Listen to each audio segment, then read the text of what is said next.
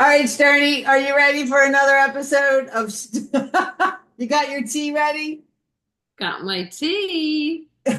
You're supposed to say l'chaim. You always say that. Well, I was about to. See, I'm Cool. rushing you. Yes, l'chaim to you, l'chaim, tea for two women. And I was thinking today, something I've been wondering, why are people afraid of new ideas? Sometimes I have these discussions I listen to discussions between Democrats and Republicans. And seem to have different ideas. And sometimes there's a discussion, and sometimes there's they can't have a discussion. And I'm wondering if it's because each one of them is afraid to hear something new, or different, or what is it? Have you ever had that experience where you've been afraid of some new ideas?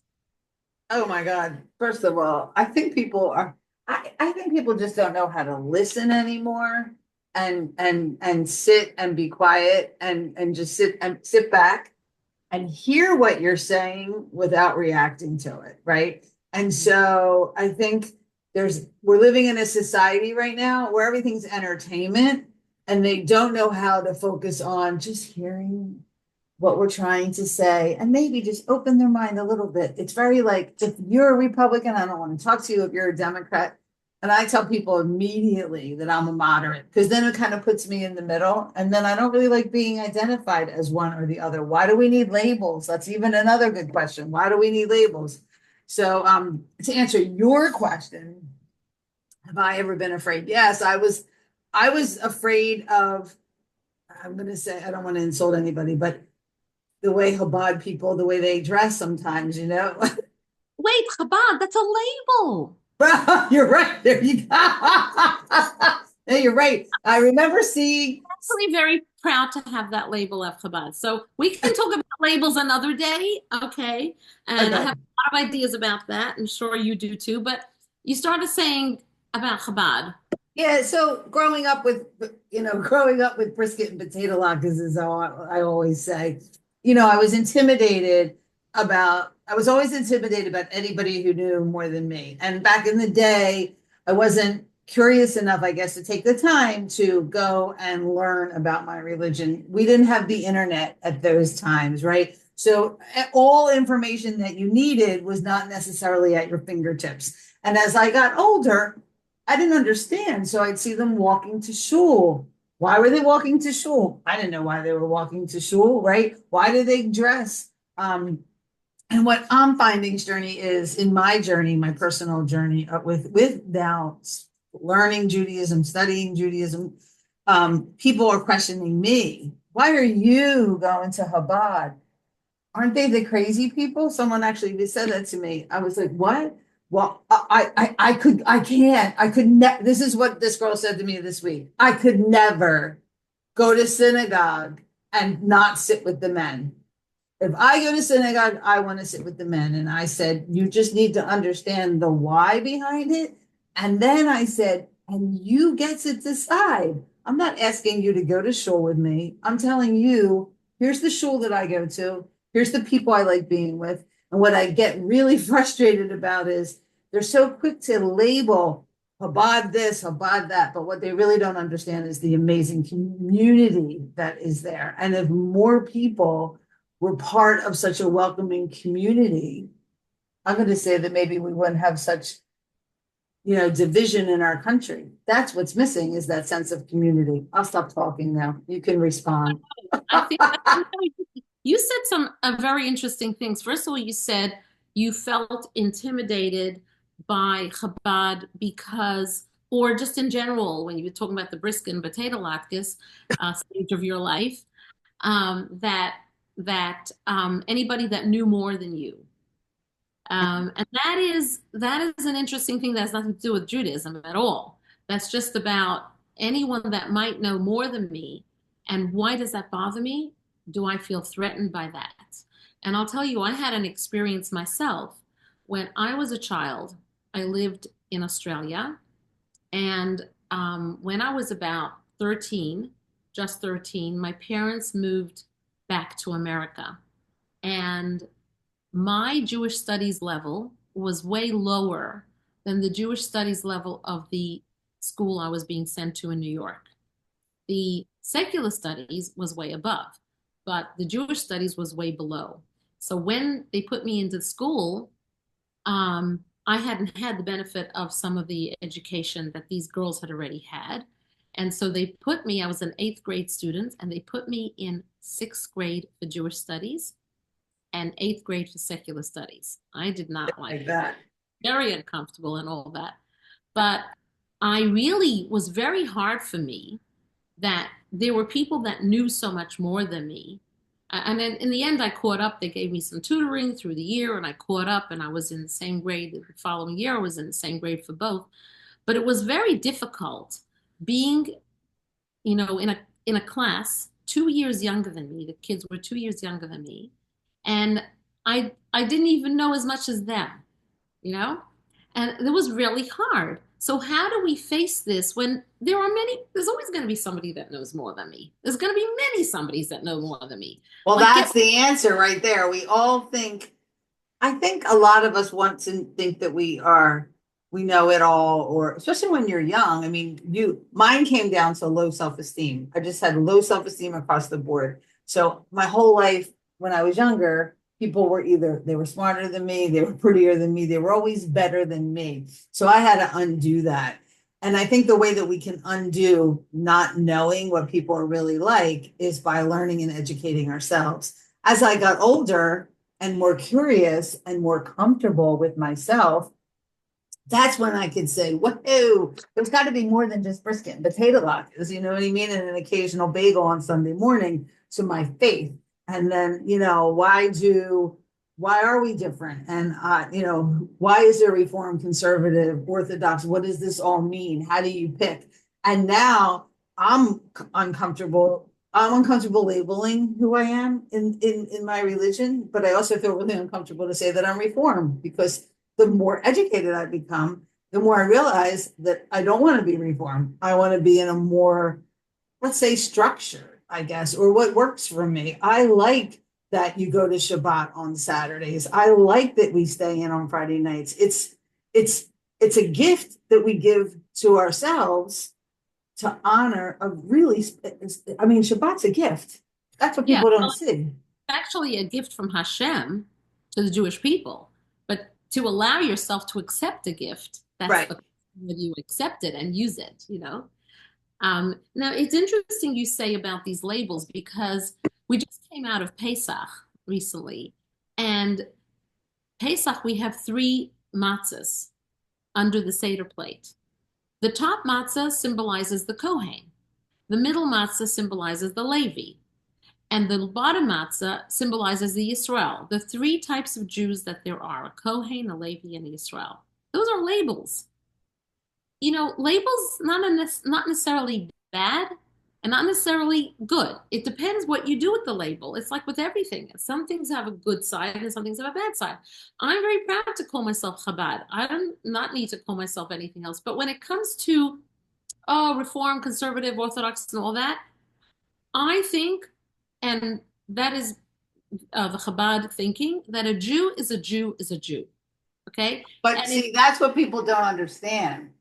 That's what people don't get, Sterny. A Jew is a Jew is a Jew. And they think somehow Chabad looks down on us, but you don't. Like, okay, so it depends also on which people you meet. Because not only is it Hashem's Torah, it's people enacting Hashem's Torah. So you got a combination of people who are faulty, we're not perfect.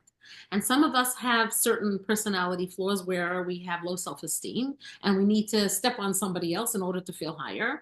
And that person would be like that, whether they were religious or not, whether they're Catholic or Spanish or Russian or whatever. It's just that's the way the person is. And that's not a reflection on the Torah, on the Judaism. Unfortunately, people will mix the two, you know, but the actual Torah view is that you're a Jew as long as your mother's Jewish, you're a Jew. It doesn't say you're a better Jew if your mother's Jewish. It says you're a Jew. That's it. Doesn't say It you're wrong. doesn't say you're a better Jew if your mother's Jewish and she's Chabad. Right, right. Well, look, okay, no, no. You know, yeah. So this idea about people being afraid, and like you were saying that when you get older, you become more mature, and you start realizing that everybody's only thinking about themselves. I mean, like, newsflash. I walk into shul or I walk into someplace and I'm thinking how I look. Nobody really cares about the stain on your clothes or, I mean, whatever. Well, that goes into gossip. Okay, that's another story. But but the truth is, most of the time, most people are thinking about themselves. They really are. And as we get older, we start realizing that. But how can we help younger people who are not the ripe old age of us, where we are in our 90s and we're looking really great? But people are in their 20s or teens or 30s, where that is part of maturity of growing up, is realizing that, yeah, you know what, we just had a hang up. It's really not, it's not so healthy. You don't have to worry about that so much. Although that's that maturity thing. That's a really good piece that you have, that you've grown and matured with.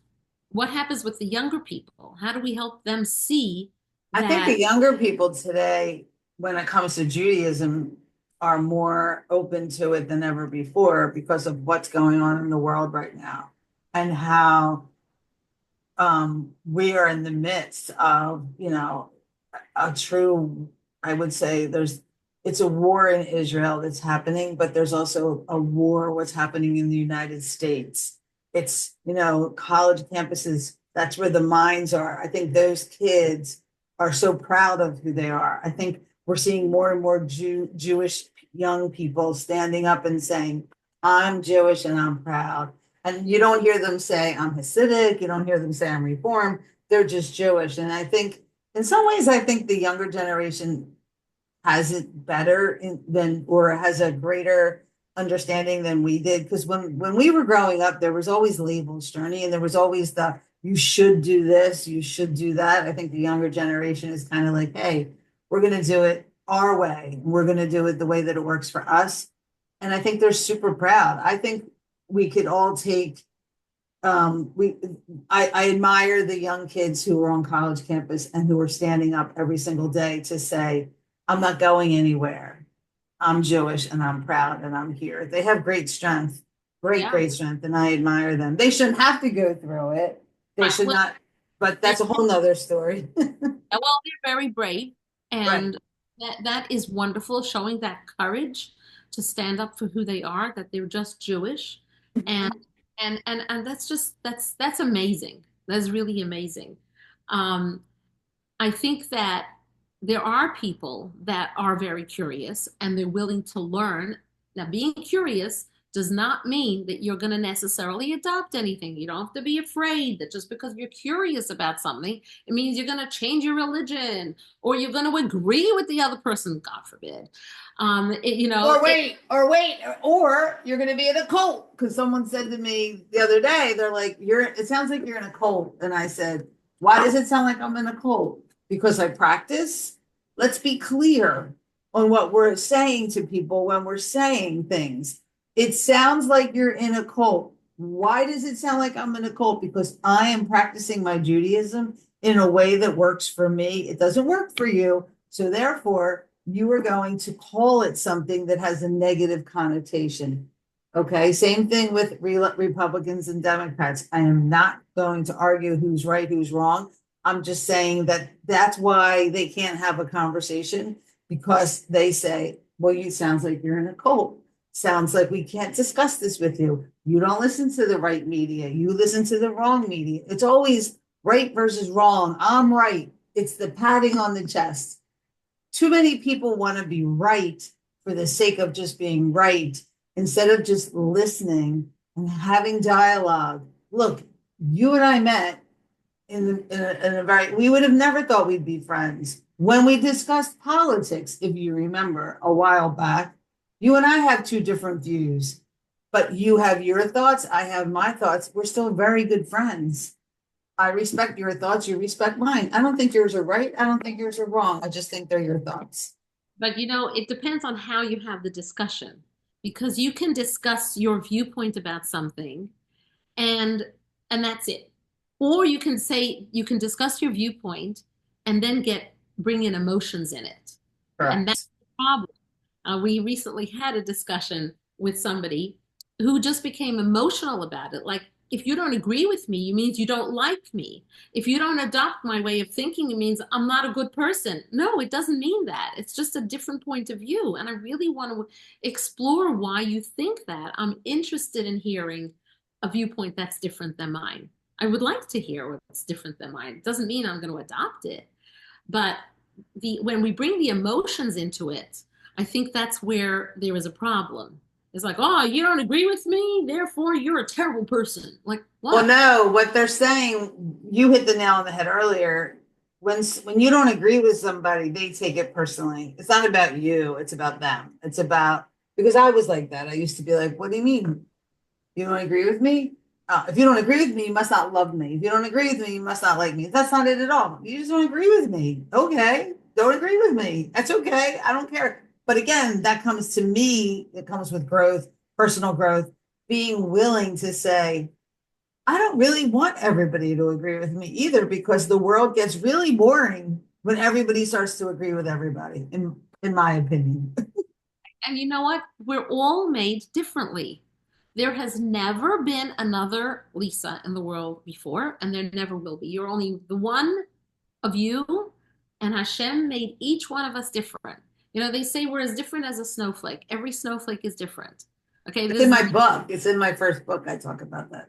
yeah, and you know, that's the truth. Is we all have I have a neshama, you have a neshama. In a way, we're all the same because our the source of our neshama is that we are part of Hashem. That's my neshama, my soul. But in another sense, I'm my neshama has its own unique mission in this world. It's the makeup of my neshama is uniquely mine. So even though I'm part of this infinite God, infinite Hashem, I still have my unique reason for being here in this world.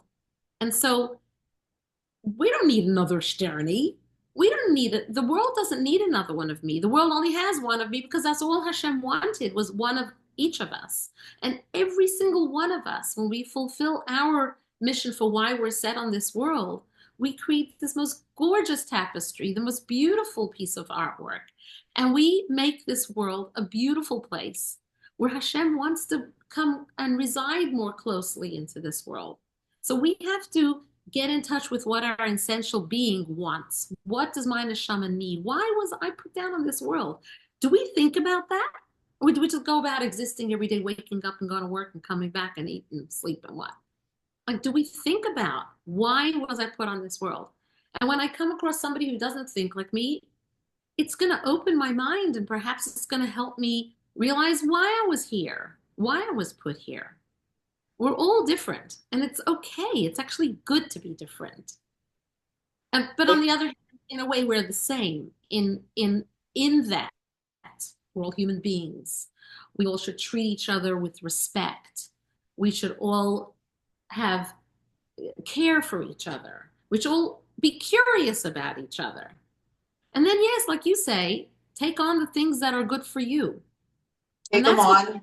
Take them on, see if you like it. And if you don't like it, that's okay too. But have the courage to yeah, stand up and say, I'm going to try something new and just do it. And guess what? If the person that you're hanging out with doesn't want to do it, that's okay. Stop judging people, stop shaming them, and don't make them feel bad. Let's just all like embrace that there's only one us and we get to pick and choose. But let's just try to have a little bit of an open mind. I think that is a great way to like wrap it up and tell people to next time someone's talking to you, maybe try to listen and remove some of that emotion before right. you respond, and maybe you'll be able to hear that person even more. Yeah, and I like the part where you say, you know, be more open-minded, be curious. I always say, you know, there are some people that are so open-minded that their brains fall out. So you got to be careful of that too. We're like Ah, wishy-washy, like, oh, you're telling me to do this? I'll do this. Oh, you're telling me to do that? I'll do that. Oh, da, da, da, da, da, da. And then before you know it, you feel like you slapped on both sides of your face. To use your brains and you have to think, but discussing this with people and opening your mind that much to have that discussion. I mean, look, you, Lisa, have have opened up my world. Okay. I know you think you've only opened up yours, but you've opened up my world too. And I think we open up each other's worlds to understand, why do you think this way, Sterny? Why do you think this way, Lisa? And we're still friends and we love each other madly, dearly. And it's great. It's great to have somebody different. I love it. I have to say, it adds a lot of color to my world and it makes my world a better place. I used to have a lot of the same friends and the same, and I think moving across country changed that for me and introduced just how beautiful life can be when we're all different. We're just Mm. all different. And I recognize that even more. When the Jewish people went through the splitting of the Red Sea, right? I don't know why they call it red, but whatever. When Hashem split the sea, when we left Mitzrayim, Egypt, after 210 years of slavery, bitter slavery, there is a commentary that mentions that when Hashem split the sea, he split it in 12 parts so that there were 12 paths throughout the sea. And that was for each tribe, each Jewish tribe to go through their own path. So we all crossed the sea, but we all arrived in the end at the same place. But we all went through our own paths. So we each have our paths. And when you do a mitzvah, when you do a good deed, when you do something that Hashem wants you to do, it's a standalone merit. Okay? It doesn't mean you now have to become the rabbi of the shul. Nobody said you got to be the tzaddik of the generation. I still have to get a get. You still got to get me a get. So Hey, okay, let's work on that. I heard you had a contact with that, right? to You met. work on that. We'll talk about that later.